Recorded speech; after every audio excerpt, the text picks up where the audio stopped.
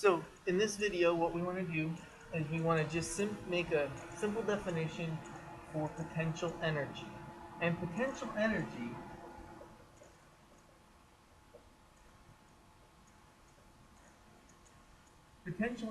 is essentially the energy of position between two objects.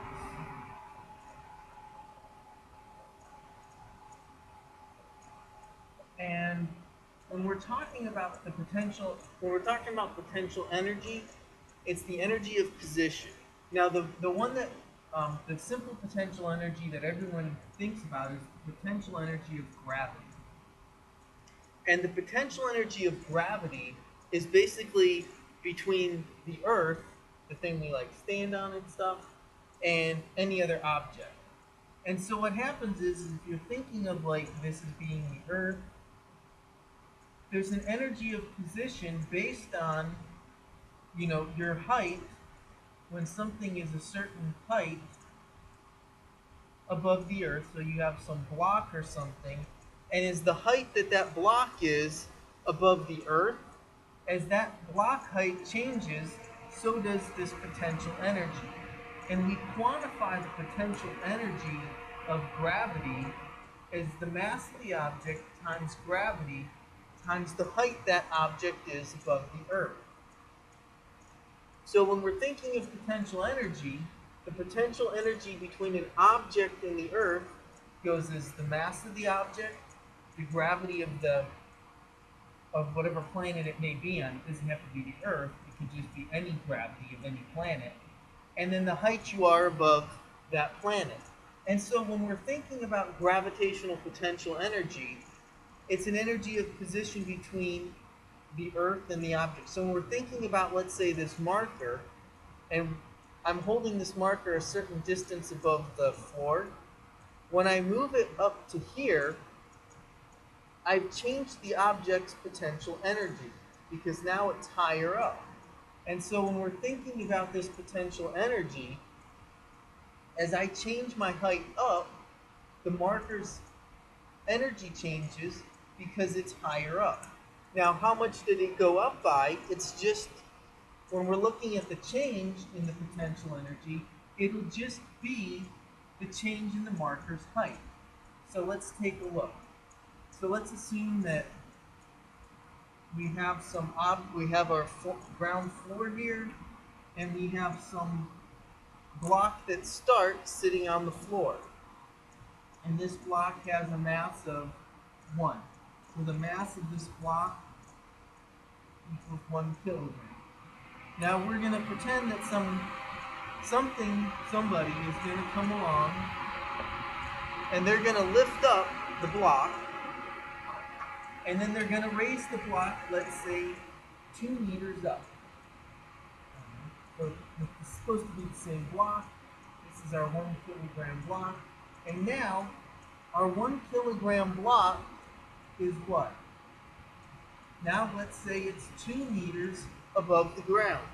So when we're looking at the potential energy, when the potential energy sits on the ground, the potential energy here is going to be 1 times 10 times 0 because it's sitting on the ground. Its H is 0. Now, when we lift it up, when the guy lifts the block up over here, the PE over here is our 1 times 10 times 2. So the potential energy now is 20 joules. So if we want to look at the change in potential energy of an object, what we do, we say that the delta PE is equal to mgh final minus mgh initial. So if our object doesn't start at 0, but it started at some height, then the change in its energy is just essentially calculating the potential energy at one point minus the potential energy at the final point. So let's do another example to see. So now let's assume that this time we have our guy we have our same block. It's 1 kilogram. We have our 1 kilogram block, but this time the 1 kilogram block starts 1 meter off the ground. And our person comes along, and our person lifts the block up to a height of 2. Well, the block is still 1 kilogram, but they lift it to a height of 2 meters off the ground. What's the change in the potential energy? So when we're looking at the potential energy change, well, our block had still a mass, final energy. The block is still a mass of 1 times gravity of 10 times 2 minus the same 1 times 10 times 1 because it started 1 meter off the ground. So we have 20 minus 10, which means the change was 10 joules. So whenever you want to know the change in some potential energy of an object, all you have to do is calculate the energy at the height initial and the height final, subtract the 2 between them, and you get the change in the potential energy of an object. By changing its height, you can change the potential energy of an object. Now the last thing we want to look at is that when we're looking at this and we're thinking of the change in the potential energy, what that really tells us is the following. If the change in the potential energy, when I raised my object from here up to here, both of these have the same m and g. So we can factor that out. And that becomes the h final minus the h initial. So really, the change in the potential energy is just the change in the height of the object.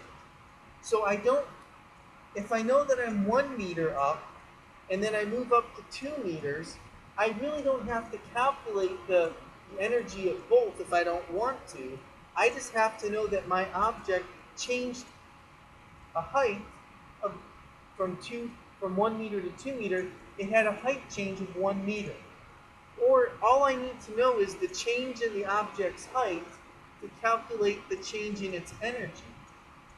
And then I can just take it mass times gravity times the change in the height. I don't necessarily, if you're comfortable with that, you don't have to calculate it at the individual points. You can just know that the change in the height is, times mg gives you the change in the energy. Now you can stop and say, well, where does this energy come from when someone's moving the marker up and down?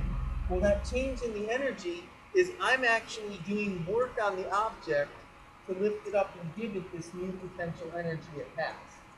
So I do work on the marker to change its potential energy. So potential energy, in summary, potential energy is just the energy of position between an object and the earth, if it's gravity. But potential energy in general is the energy of the position of two objects between each other. But usually what we look at is the potential energy of gravity, PE of gravity, and that is then defined as the mass times gravity times the height of the object above the earth. So potential energy of gravity is between the earth and some other object, and then that's just the height of the object above the ground, and you have your